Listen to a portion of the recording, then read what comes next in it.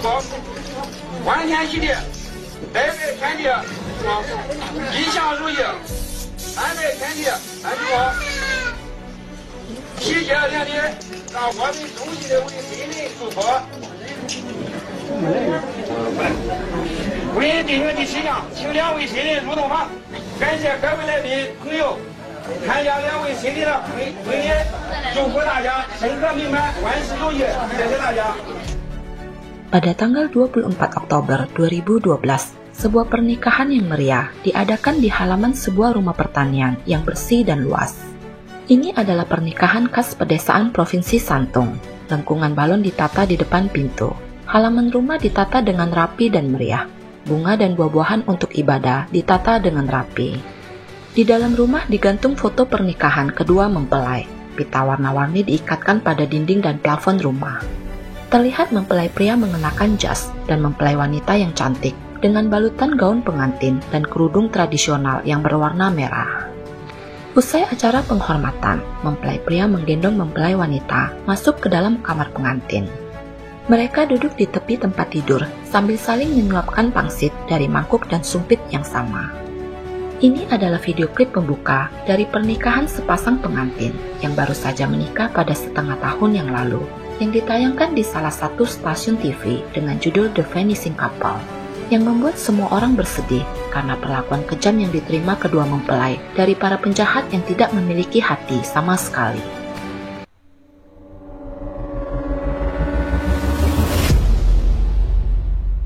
It's Jejelisius Story Time. Halo teman-teman, gimana kabar kalian semua? Semoga sehat dan bahagia selalu ya. Di video kali ini, JST akan menceritakan sebuah kasus yang berasal dari Provinsi Santung, Negara Republik Rakyat Tiongkok. Seperti apakah kasusnya? Yuk kita mulai.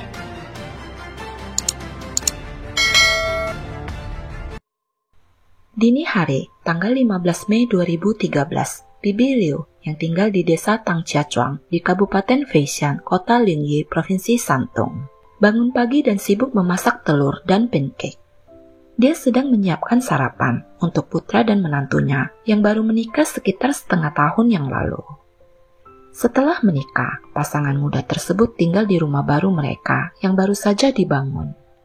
Kemarin mereka berjanji akan datang ke rumah Bibi Liu pagi ini untuk sarapan. Namun setelah ditunggu sekian lama, putra dan menantunya tidak datang-datang juga. Ponsel mereka juga tidak bisa tersambung.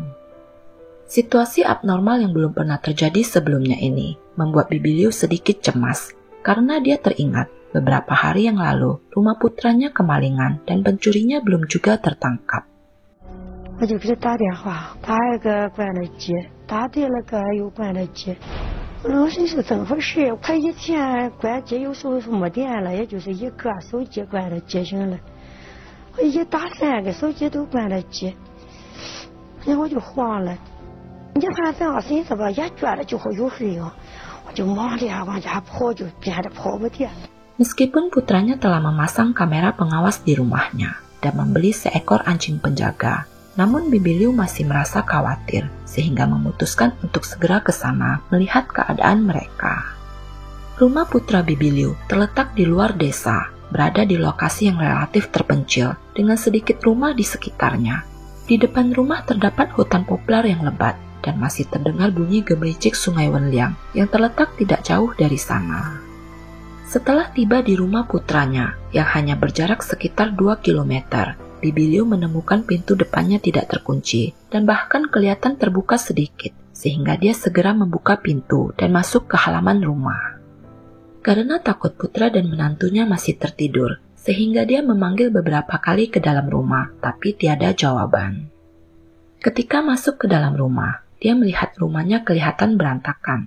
Terdapat sisa makanan di atas meja di ruang tamu. Tempat tidur di 2 kamar sekilas kelihatan rapi, tapi tidak ada siapapun di dalam sana. 我一进门我说你怎么回事啊？我想反正那手机都关了，机都没了，这没人打枪。我就悄悄卧室那个门，我那都怎么了？也没人打枪。一般他那卧室我一般我不进去，那我一晕呢，晕开了。一看床铺的板整的没有人。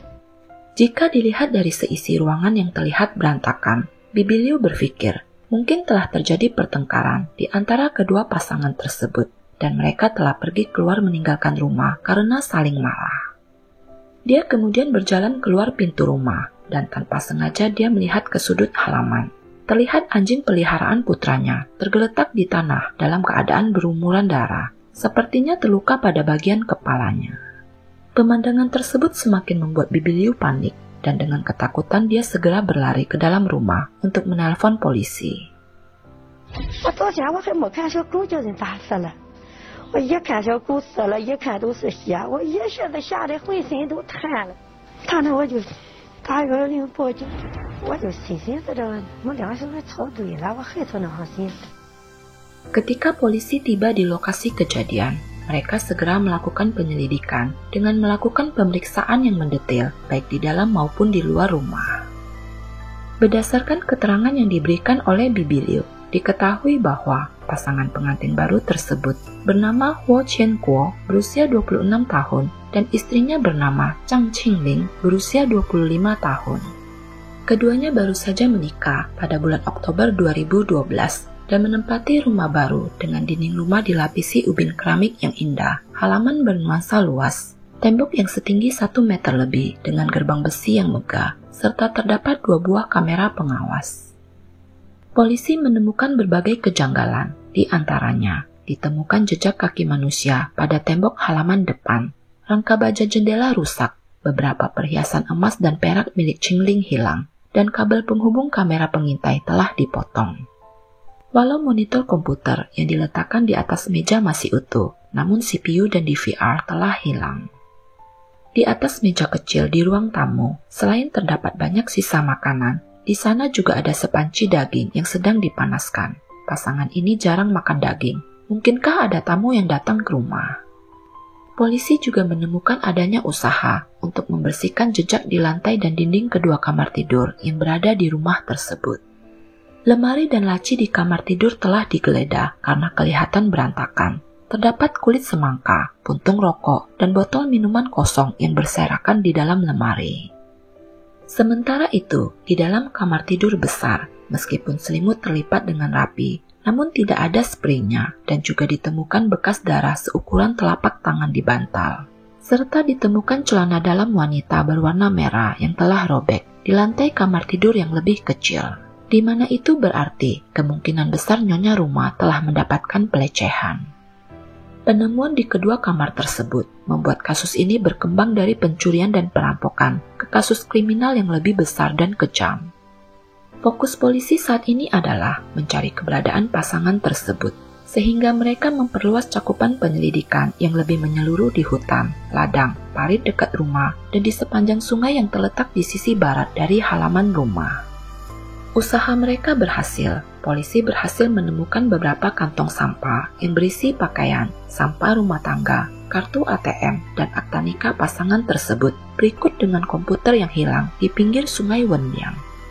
Diperkirakan bahwa barang-barang tersebut sengaja dibuang ke sungai dengan tujuan untuk menghilangkan jejak.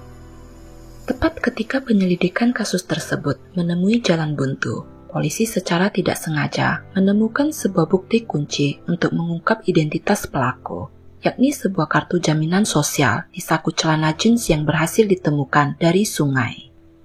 Setelah diselidiki, diketahui nama pemilik kartu tersebut adalah Tuan Fu, seorang pria tua berusia 69 tahun yang lemah dan tinggal di daerah Wenan di kota Xintai, Provinsi Shantung.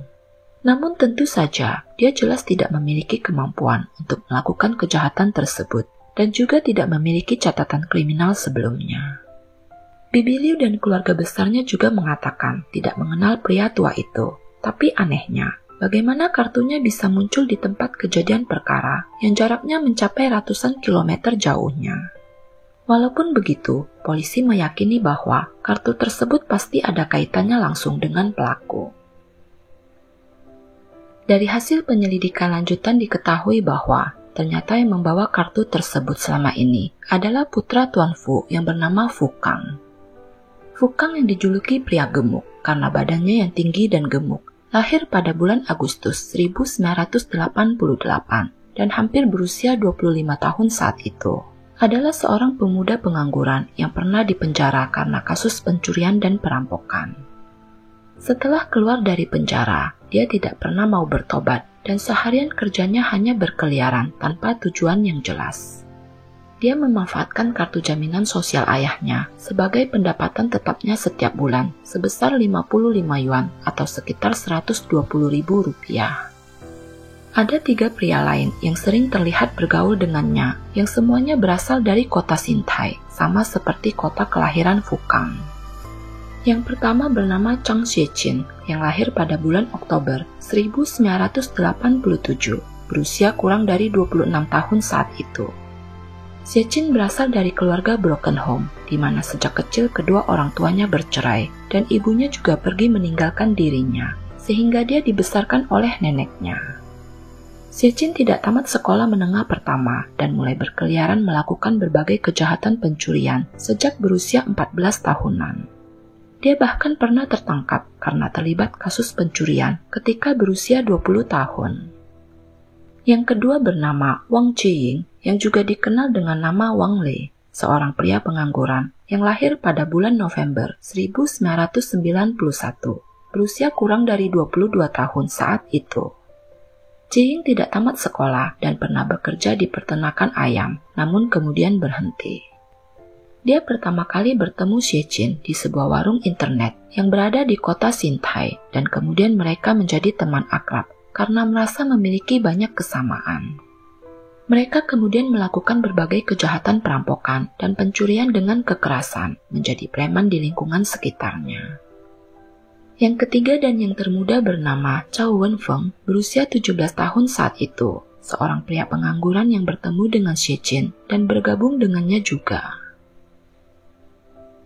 Menurut laporan dari masyarakat setempat, sekitar pukul 3 sore di tanggal 14 Mei 2013, mereka melihat ada 4 pemuda berusia sekitar 20 tahunan berkeliaran di dekat reruntuhan stasiun pompa air terbengkalai yang berjarak 300 meter dari rumah korban. Penduduk desa tidak tahu dari mana mereka berasal dan apa yang sedang mereka lakukan di sana. Mereka hanya melihat bahwa salah satu dari keempat orang itu adalah seorang pria tinggi dan gemuk, 2 bertubuh sedang dan relatif kurus, yang satunya lagi tampak masih muda, kecil, dan kurus. Pakaian mereka terlihat sedikit modis dengan wajah yang tidak bersahabat. Anak-anak muda seperti itu memang banyak ditemui di pedesaan pada saat itu. Sekilas mereka terlihat seperti para pemuda pembuat onar, pemalas, dan pengangguran. Tidak ada seorang pun yang berani bertanya dari mana asal mereka dan apa yang mereka lakukan di sana. Hal itu karena para penduduk desa rata-rata berprofesi sebagai petani, sedangkan keempat pemuda itu kelihatan kuat, sehingga mereka tidak ingin menimbulkan masalah bagi diri sendiri. Sore harinya, polisi yang melakukan penyisiran berhasil menemukan bekas darah yang menetes di hutan di luar rumah. Dan setelah ditelusuri, ternyata tetesan darah tersebut mengarah ke sebuah gua terpencil yang terletak di sisi selatan, sekitar 300 meter jauhnya dari tempat kejadian perkara. Polisi berhasil menemukan tubuh pasangan tersebut di dalam goa dalam keadaan mengenaskan. Tubuh mereka yang diselimuti sprei ditutup dengan batang jagung dan terdapat kantong plastik yang menutupi kepala mereka. Goa kecil yang terbentuk secara alami dan berada lebih dari 2 meter di atas tanah tersebut memiliki pintu masuk yang berbentuk bulat dan terlihat sedikit menakutkan. Namun meskipun pintu masuknya kelihatan kecil, tapi ruang di dalam goa sangat besar. Dengan susah payah, polisi dan petugas medis menurunkan tubuh mereka berdua untuk dibawa ke rumah sakit agar bisa dilakukan otopsi untuk mengetahui penyebab kematiannya. Berdasarkan identifikasi forensik, diketahui bahwa keduanya meninggal karena asfiksia mekanis. Tubuh mereka penuh dengan bekas luka. Terdapat luka serius pada bagian kepala Huo Chenkuo dan tubuh bagian bawahnya telanjang. Sedangkan istrinya, Zhang Qingling, tidak mengenakan pakaian sama sekali. Terdapat belasan bekas luka memar di sekujur tubuh, terutama pada bagian dada dan tubuh bagian bawahnya. Ada juga bekas luka bakar rokok pada bagian dada Qingling yang menunjukkan bahwa mereka berdua telah mengalami pelecehan dan perlakuan yang kejam dan tidak manusiawi sebelum meninggal. Ketika polisi menelusuri kartu ATM korban, mereka menemukan bahwa pada pukul 21.30 tanggal 14 Mei 2013, telah terjadi penarikan uang tunai sebanyak 6 kali dengan total 11.000 yuan dari kartu ATM atas nama Qingling. Berdasarkan kamera pengawas mesin ATM, terlihat seorang pemuda berusia di bawah 20 tahun mengenakan jaket berkerudung milik Qingling melakukan penarikan uang tersebut. Di depan kamera, pemuda yang mirip Chow Wen-feng itu kelihatan tidak bisa menahan senyumnya setiap kali dia mengambil uang yang dikeluarkan oleh mesin ATM. Dan bahkan dengan bangga, dia menjentikan uang kertas tersebut dengan jari tangannya.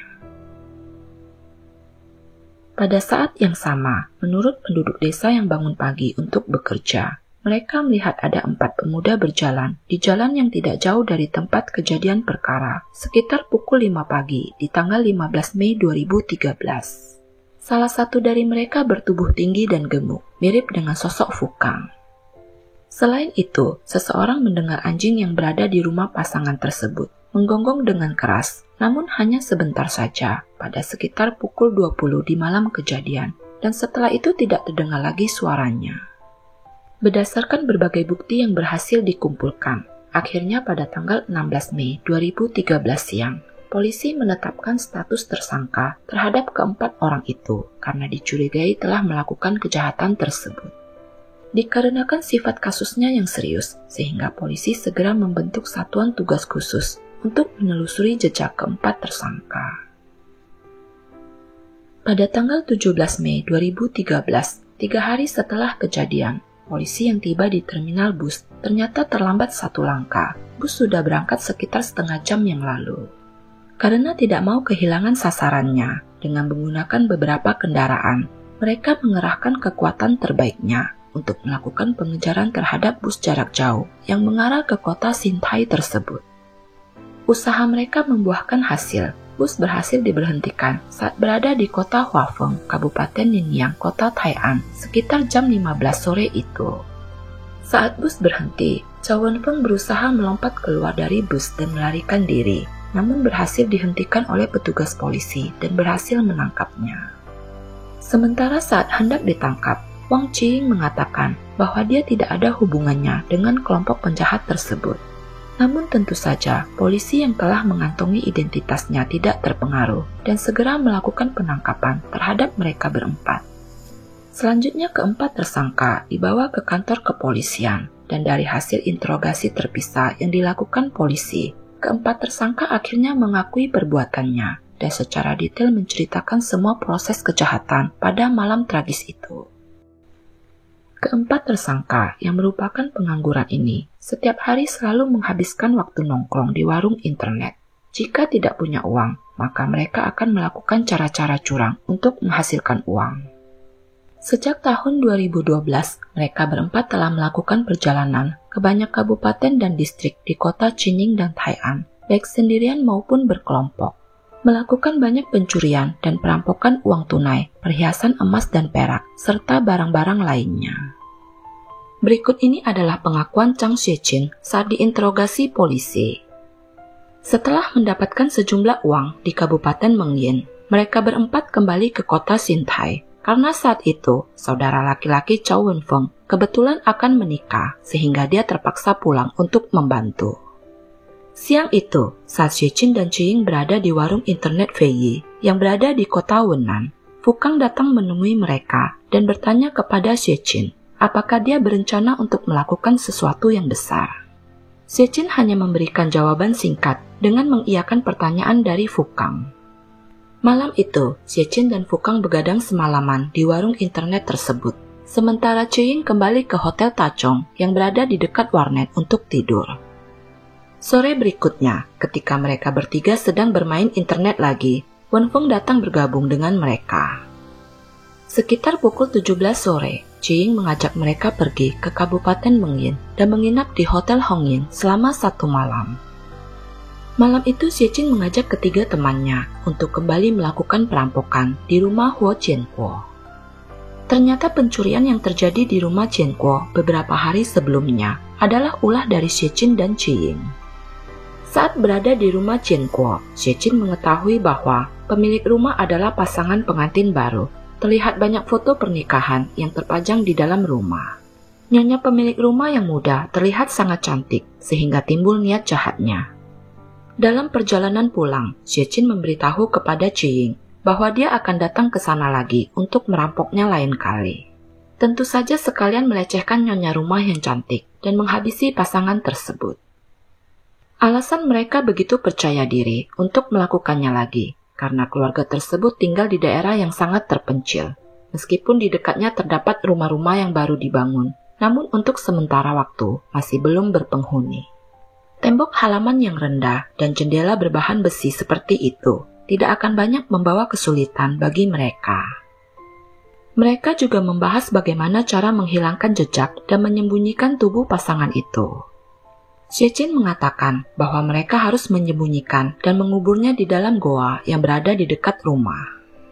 Saat pertama kali melakukan pencurian di rumah itu, Xie-Jin kebetulan menemukan goa yang tingginya hampir 2 meter tersebut.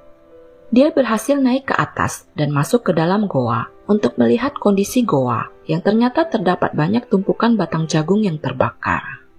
Dia juga memberikan borgol yang dibawanya kepada Ji Ying yang nantinya akan digunakan untuk memborgol suami pemilik rumah. Keesokan harinya, sekitar pukul 12 siang, mereka naik bus dan tiba di Kabupaten Feisian sekitar pukul 14 siang. Karena takut ada yang mencurigai mereka, sehingga mereka berjalan memutar, mengitari belakang halaman yang luas, dan melewati hutan menuju stasiun pompa air yang terbengkalai, sambil menunggu pemilik rumah pulang. Sekitar pukul 15 sore, akhirnya pemilik rumah pulang. Namun saat itu banyak orang di dekat sana, sehingga mereka tidak berani melakukan tindakan dan menunggu waktu yang tepat. Sekitar pukul 18 sore, terlihat pemilik rumah keluar mengendarai sepeda motor skuternya. Setelah mereka berjalan pergi, keempat orang itu segera berjalan menuju rumahnya dan bersiap untuk memanjat tembok. Namun mereka melihat ada 2 kamera pengawas yang terpasang di sekitar rumah, sehingga Fukang berinisiatif untuk memotong kabel kedua kamera pengawas tersebut. Dia kemudian berjalan menuju bungalow yang berada di sudut barat daya tembok halaman dan memotong kabel dengan sebilah belati yang diberikan Xie-Jin. Setelah selesai, ketiga temannya segera memanjat tembok selatan dan memasuki halaman rumah. Setelah masuk, mereka melihat jendela yang mereka rusak saat pertama kali mereka masuk untuk melakukan pencurian hari itu belum diperbaiki, sehingga keempatnya dengan mudah masuk ke dalam rumah. Ruangan di dalam rumah cukup besar, selain ruang tamu, dapur, ruang makan, dan toilet. Terdapat juga 2 kamar tidur, yang satu kamar tidur utama yang lebih besar, dan satu lagi kamar tidur yang lebih kecil. Selagi Xie-Jin sibuk mencari semangka yang berada di lemari es untuk dimakan, Fukang pergi ke arah kamar tidur utama untuk mencari komputer dan alat yang terhubung ke kamera pengawas. Setelah menyalakan komputer, dia menemukan bahwa video saat mereka mencoba masuk ke dalam rumah telah terekam, namun dia tidak tahu cara menghapusnya, sehingga mereka berencana akan membawa komputer itu ketika pergi dari sana besok.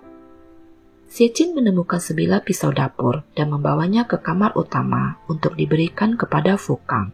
Karena di antara mereka berempat, hanya dia yang tidak membawa senjata. Sekitar pukul 19 malam, terdengar suara berisik di depan pintu, sehingga mereka berempat segera bersembunyi di dalam kamar tidur kecil dan berdiri di belakang pintu sambil menunggu pasangan itu masuk ke dalam rumah. Ketika Qingling membuka pintu kamar tidur kecil dan berjalan masuk ke dalam, betapa kagetnya dia melihat di depannya telah berdiri 4 orang pria tidak dikenal yang memegang pisau. Wenfeng segera memegang lengan Qingling dan mendorongnya jatuh ke lantai. Sementara ketiga temannya bergegas ke ruang tamu untuk menahan Chen Kuo agar tidak sempat bereaksi dan melarikan diri dari sana. Di bawah ancaman pisau, Chen Kuo tidak dapat berbuat banyak. Dia dibawa ke sudut ruangan dan kedua lengannya diborgol ke belakang punggungnya. Ji Ying menemukan 3 kartu ATM di dalam dompet yang diambilnya dari saku celana Chen Kuo dan menanyakan kata sandinya. Namun dikarenakan Chen Kuo tidak mau memberitahukan kepadanya, Ji Ying langsung menendang dan menginjak dadanya sebanyak 7 hingga 8 kali yang membuat Chen Kuo kesakitan dan terpaksa menyebutkan kata sandinya. Jiying kemudian mengambil ponsel Chen Kuo dan memasukkan kata sandi tersebut. Namun ternyata itu bukan kata sandi yang sebenarnya. Sehingga Jiying kembali menendang Chen Kuo dengan keras berulang kali, hingga dia menyerah dan terpaksa mengatakan kata sandi yang asli. Xie Qin kemudian mengikat kedua kakinya dengan menggunakan kabel komputer dan membiarkannya duduk di sofa sebentar. Sebelum pergi ke kamar tidur kecil, Jiying meminta agar Xie Qin membuka celana panjang yang dikenakan Chen Kuo. Xie Qin pun mengangkat tubuh Chen Kuo, membawanya ke kamar tidur besar, membuka ikatan kabel dan celana panjangnya di sana. Sementara itu, setibanya di dalam kamar tidur kecil, Jiying langsung menyuruh Qingling untuk melayaninya. Di bawah ancaman, Qingling terpaksa menuruti semua kemauannya. Dia diperlakukan dengan kasar dan dilecehkan pertama kali oleh Jiying dengan disaksikan oleh Wen Feng yang berdiri di samping ranjang. Atas permintaan Xie Qin, Fukang pergi ke dapur untuk mencoba memasak makanan untuk mereka berempat. Dia segera menggoreng sepanci daging dan meletakkannya di atas meja kecil di ruang tamu. Namun setelah dimakan oleh Fukang sendiri, dia mengatakan bahwa masakannya itu tidak enak. Sehingga Xie Qin menyuruh Chen Kuo yang merupakan seorang koki untuk memasakkan makanan untuk mereka.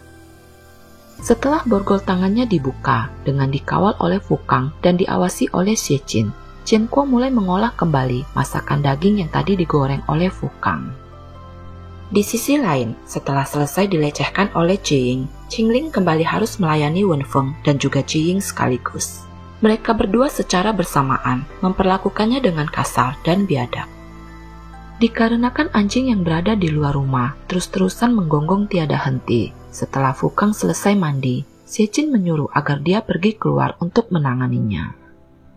Fukang segera keluar membawa pisau dan setelah sekitar 5 menit, dia kembali ke dalam dan tidak terdengar lagi suara anjing sejak saat itu. Xie Qin kemudian memanggil mereka bertiga berkumpul untuk membahas tentang apa yang harus mereka lakukan terhadap kedua pemilik rumah tersebut. Mereka kemudian sepakat memutuskan untuk menghabisi keduanya malam itu juga. Setelah selesai berdiskusi, Xie Qin kembali berjalan ke arah kamar tidur kecil. Sesampainya di kamar, Qingling memohon dan bertanya kepadanya kapan mereka akan pergi dari sana. Dengan santai Xie Qin berkata bahwa mereka akan pergi setelah selesai makan nanti, tapi sebelum itu Qingling harus melayaninya dengan baik terlebih dahulu. Mendapatkan jawaban dengan nada datar begitu, walau hanya memiliki sedikit harapan hidup, namun Qingling tidak punya pilihan lain selain terpaksa menemaninya saat itu juga. Tidak berapa lama kemudian, setelah Fukang melihat Xie Qin keluar dari kamar, dia mengatakan akan pergi mandi sebentar. Namun ternyata dia malah nyelonong masuk ke kamar kecil dan melakukan hal yang sama seperti ketiga teman bejatnya tersebut. Xie Qin kemudian melihat lengan tangan Chen Kuo berdarah akibat tertusuk pecahan botol bir sehingga dia mengambil handuk dan menyeka darahnya. Setelah itu Xie Qin kembali bertanya tentang kata sandi kartu ATM-nya. Namun kali ini Chen Kuo menuruti permintaannya. Dia memberitahukan kata sandi untuk 2 kartu ATM yang lainnya. Sekitar pukul 21 lebih, Xie Qin menyuruh Jiying dan Wen Feng untuk mengendarai skuter milik tuan rumah untuk keluar mengambil uang dari ATM.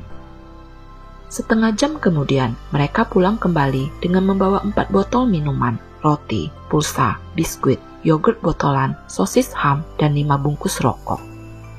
Jiying berkata bahwa dia menarik total 11.000 yuan atau sekitar 24 juta rupiah dan menghabiskan 100 yuan atau sekitar 220.000 rupiah untuk berbelanja, dan kemudian menyerahkan sisa 10.900 yuan kepada Xie Qin. Mereka bertiga kemudian duduk santai di sofa, minum bir, makan daging dan makan cemilan sambil menonton TV di ruang tamu. Saat itu Fukang masih berada di dalam kamar tidur kecil, masih belum selesai melakukan aksi pelecehannya. Jiying mencari selembar kain hitam untuk menutupi mata Chen Kuo dan kembali mengikat kakinya dengan kabel. Kemudian setelah menutup lampu di kamar tidur utama, dia kembali ke ruang tamu untuk melanjutkan aksinya menonton TV. Tidak berapa lama, Fukang keluar dari kamar tidur kecil dan langsung pergi ke toilet untuk mandi.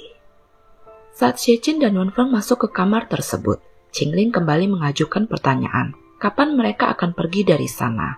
Dia berjanji tidak akan melaporkan hal tersebut kepada pihak kepolisian.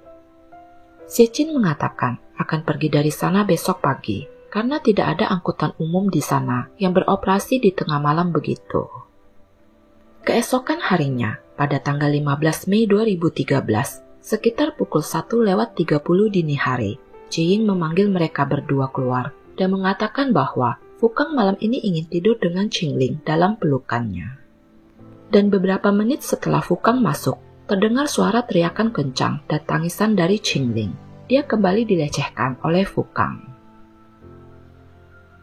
Sekitar jam 3 pagi, setelah Jiying menyalakan semua lampu di kamar tidur, Xie-Jin menyuruh Qingling untuk memakai pakaiannya. Qingling segera mengenakan kaos lengan panjang dan celana jeans tanpa celana dalam. Xie-Jin menyuruh Wenfeng untuk mengawasi Qingling. Kemudian dia mengusulkan agar membiarkan pasangan tersebut bertemu untuk yang terakhir kalinya sebelum dihabisi. Dia segera ke kamar tidur utama dan membawa Jianguo untuk menemui istrinya di kamar tidur kecil dan membiarkan mereka berdua berbicara sebentar. Terdengar Qingling bertanya, "Apakah kamu baik-baik saja?" Namun Jianguo tidak menjawab. Dia malah bertanya dengan pertanyaan yang sama kepada istrinya. Wanita itu menangis sedih dan berkata, "Aku baik-baik saja." Jianguo berkata, "Tidak apa-apa, tidak apa-apa." Setelah beberapa menit, Xie-Jin kemudian menarik Jianguo ke kamar tidur sebelah. Jiying kemudian mengambil kabel komputer dan melilitkan ke lehernya. Namun karena ditarik terlalu keras, kabel tersebut putus sehingga Xie-Jin menggantinya dengan sebuah kunci rantai dan memberikannya kepada kedua temannya tersebut. Fukang kemudian mengambil 2 buah kantong plastik merah untuk menutupi hidung dan mulutnya hingga berhenti bernapas. Lalu mereka kembali ke kamar tidur kecil dan melakukan hal yang kurang lebih sama. Namun kali ini mereka menggunakan handuk dan kantong plastik untuk membuat Qingling tidak bernafas. Namun salah satu hal yang paling membuat marah banyak orang setelah kasus ini terungkap adalah, demi untuk mengetahui apakah Qingling masih bernafas atau tidak, Fukang menyundut dadanya dengan menggunakan puntung rokok yang sampai membuat Qingling sedikit meronta menahan sakit yang luar biasa sebelum akhirnya meninggalkan dunia ini untuk selamanya. Seperti juga rencana sebelumnya, mereka berempat kemudian menggotong kedua tubuh tak bernyawa tersebut ke arah goa. Setelah tiba di depan pintu goa, mereka bekerja sama mengangkat dan menarik kedua tubuh tersebut masuk ke dalam goa. Setelah berhasil, Jiying dan Wenfeng bergegas kembali ke rumah terlebih dahulu untuk membersihkan dan menghilangkan jejak agar tidak menimbulkan kecurigaan. Sedangkan Xie-Jin dan Fukang tetap berada di dalam goa. Mereka mengumpulkan batang jagung untuk menutupi kedua tubuh tersebut sebelum kembali ke rumah. Setelah kembali ke rumah, mereka merapikan tempat tidur, meletakkan selimut kotor di lemari, dan menggantinya dengan selimut baru, menyapu semua puntung rokok dan sampah yang berserakan di lantai. Mereka kemudian memasukkan semua sampah, kartu bank, ponsel, bekas makanan ringan dan minuman yang mereka beli, kulit semangka, dan beberapa potong pakaian ke dalam 3 kantong plastik yang ditemukan oleh Jiying. Sekitar pukul 5 pagi, mereka berjalan ke arah utara menyusuri sungai. Jiying membawa alat-alat komputer, sedangkan ketiganya masing-masing membawa 1 kantong sampah. Setelah berjalan agak jauh dari rumah, mereka membuang dan melemparkan semuanya ke dalam sungai. Setibanya di jalan besar, mereka berjalan secara terpisah. Jiying pergi bersama Wenfeng, sedangkan Xie-Jin dan Fukang naik taksi langsung ke Kabupaten Pingyi. Pukul 8 pagi, mereka berempat bertemu di Kabupaten Pingyi dan kemudian naik bus ke kota Jining. Mereka masing-masing membeli 1 set pakaian dan sepatu di kota Jining dan membuang pakaian dan sepatu yang dikenakan saat melakukan kejahatan. Mereka berencana melarikan diri dan bersembunyi di berbagai tempat. Namun pada tanggal 17 Mei 2013 sore, polisi berhasil menangkap mereka semua saat berada di dalam bus di kota Huafeng. Saat diinterogasi, polisi mengajukan beberapa pertanyaan terakhir kepada Xie-Jin. Polisi bertanya, "Apakah kamu merasa bersalah?" Xie-Jin menjawab, "Saya bersalah dan pantas mati." Polisi kembali bertanya, apakah kamu menyesal? Xie balik bertanya, apakah kamu ingin mendengar kebenaran atau kebohongan? Polisi berkata, kebenaran. Xie mengeluarkan air mata dan berkata, saya menyesalinya, tapi walaupun saya merasa menyesal, saya tetap saja akan diberikan hukuman mati. Sementara itu, mengenai bagaimana kartu jaminan sosial ayah Fukang yang ditemukan oleh pihak kepolisian bisa berada di dalam celana yang dibuang di sungai. Ternyata semua berasal dari keteledoran Fukang sendiri. Dia melepas celana panjangnya saat mau melecehkan Qingling, dan setelah selesai dengan perbuatan bejatnya, dia melihat celana Chen Kuo sangat bagus, sehingga dia menggantinya dengan celana tersebut. Tidak lupa dia juga memindahkan kartu jaminan sosial ayahnya ke dalam celana baru tersebut. Namun saat mereka hendak menghabisi Chen Kuo, celana itu terkena cipratan darah Chen Kuo yang berasal dari tangannya yang terluka oleh botol bir. Jadi Fukang mencari celana lamanya dan menggantinya kembali. Namun karena tergesa-gesa, kali ini dia lupa memindahkan balik kartu tersebut. Akhirnya inilah yang menjadi petunjuk yang paling penting dalam kasus ini. Perbuatan jahat keempat bajingan ini menimbulkan kemarahan, terutama pada masyarakat setempat, sehingga pada saat akan dilakukan rekonstruksi di tempat kejadian perkara, massa menerobos penghalang polisi dan melangkah maju untuk memukul dan melampiaskan kemarahan mereka. Selain itu, menurut cerita para napi yang berada satu sel dengan keempat terpidana ini, saat pertama kali ditahan di penjara, mereka berempat tidak mengaku telah melakukan pelecehan. Namun setelah kasus mereka viral dan ditayangkan di TV, keempat orang itu setiap hari mendapatkan pukulan dan siksaan dari para napi lainnya. Mereka tidak pernah menyukai ada penjahat yang melakukan pelecehan terhadap wanita. Begitu ketahuan, pasti akan habis di dalam sana. Dikabarkan Fukang sampai kehilangan berat badan lebih dari 25 kg akibat mendapatkan pemukulan setiap harinya. Setelah kasus ini terungkap, Bibi Liu mengatakan bahwa putranya Huo Jianguo adalah anak satu-satunya dalam keluarganya dan menantunya Chang Qingling sedang hamil 3 bulan. Namun kini keduanya telah tiada, meninggal secara tragis di tangan para penjahat keji tersebut. Sulit membayangkan bagaimana dia akan bisa menghabiskan masa tuanya. Bibi Liu menangis dan berkata, saya tidak bisa menghilangkan kebencian ini meskipun saya menengok mereka ratusan kali sekalipun.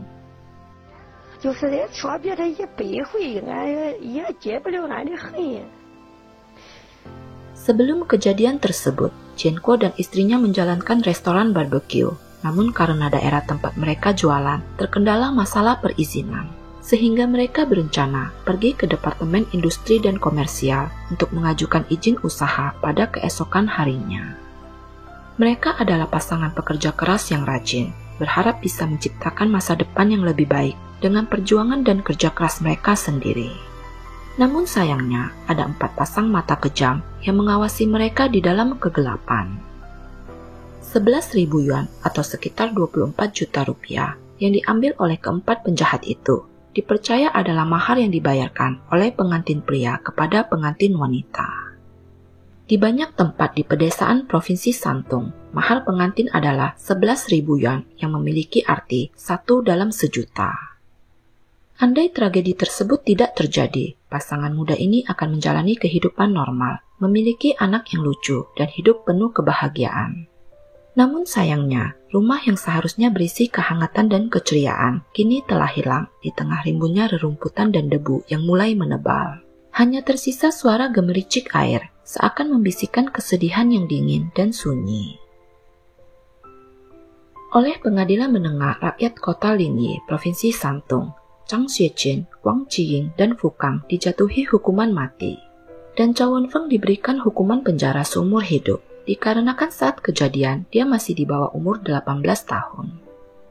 Berdasarkan perintah eksekusi dari Mahkamah Agung, pada tanggal 22 Juni 2016, ketiga terpidana akhirnya diserahkan kepada Pengadilan Menengah Rakyat Kota Linyi untuk dieksekusi.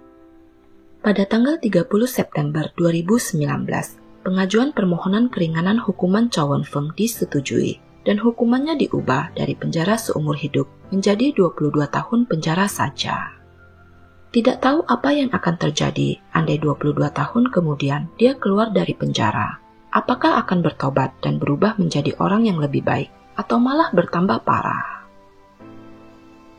Tidak ada malapetaka yang lebih buruk daripada keinginan untuk memiliki segala sesuatu yang pernah ada dengan menghalalkan segala cara. Ingin memiliki sesuatu dengan cara mengambil hak orang lain adalah perbuatan serakah, dan orang yang serakah pada akhirnya dia akan kehilangan segalanya. Setumpuk emas belum tentu cukup bagi orang serakah, tapi sepiring nasi itu cukup bagi orang yang selalu bersyukur. Berhenti mengambil hak orang lain untuk kebahagiaan yang sesaat, atau kamu akan menderita dengan kekal karena apa yang telah kamu rampas. Bagaimana menurut pendapat teman-teman JST tentang kasus ini? Apakah Chow Wen Feng berhak mendapatkan keringanan hukuman, atau malah seharusnya dia diberikan hukuman seumur hidup tanpa pembebasan bersyarat, atau malah hukuman mati juga seperti ketiga temannya? Pelajaran apakah yang bisa didapatkan dari kasus kita kali ini? Jangan lupa tulis di kolom komentar ya. Mohon maaf jika ada kata-kata yang salah dan tidak berkenan. Apabila suka dengan cerita ini, tolong bantu di like, share, dan subscribe ya. Oh ya, jangan lupa juga aktifkan lonceng notifikasi agar teman-teman bisa mendapatkan cerita terbaru dari JST. Akhir kata, stay safe, stay healthy, stay at JST. See you on next Jejelicious Stories. Bye-bye!